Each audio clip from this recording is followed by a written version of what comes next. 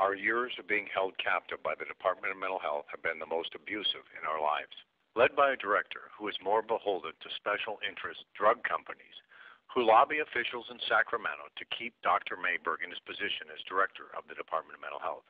We've been forced to endure physical, mental, and emotional abuse by mental health staff who themselves act as though they've been in therapy most of their life and need more. I personally had a staff member, Lana Garcia, tell me, "I feel that God has appointed me to punish you." Make no mistake, this is not about treatment. This is about a wink and a nod to a public in an attempt to lock us away for the rest of our lives. The Department of Mental Health has a vested interest in making sure we are never released. This has spawned a cottage industry that has elevated substandard psychologists into whores of the court with little or no ethics who have become millionaires on the taxpayers' backs.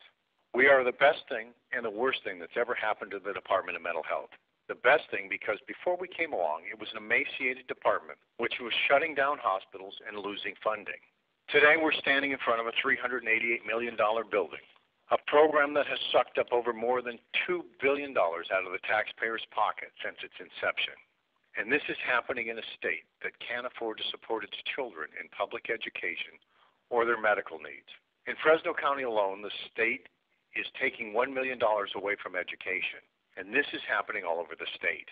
For every 5 of us they lock up at Coalinga State Hospital, it costs the taxpayers of California $1 million per year, and that cost is only going to spiral in the future. We are a cash cow for the Department of Mental Health.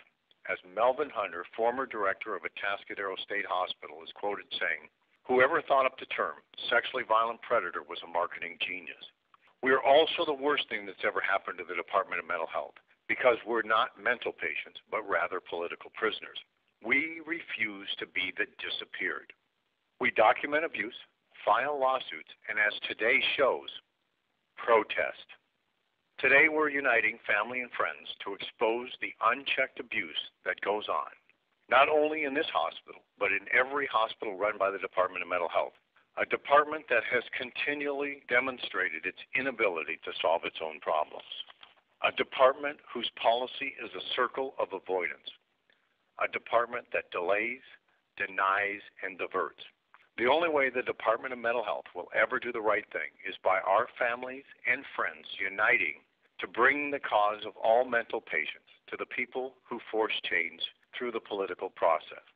Over the years, I've repeatedly asked my captors to cite one documented success story in the last 50 years by the Department of Mental Health. After almost 6 years, I'm still waiting for an answer to this question. Even the masters of psychobabble can't come up with anything. As I've repeatedly stated to the press and the Department of Mental Health, I'm being held here for a crime I may commit in the future by people that are committing crimes in the present. I want to thank each and every one of you today for all the effort to make this day possible and many more days in the future. I want to thank the people at home that tried but couldn't make it, and all the people that will help in the future. Together we'll make a difference.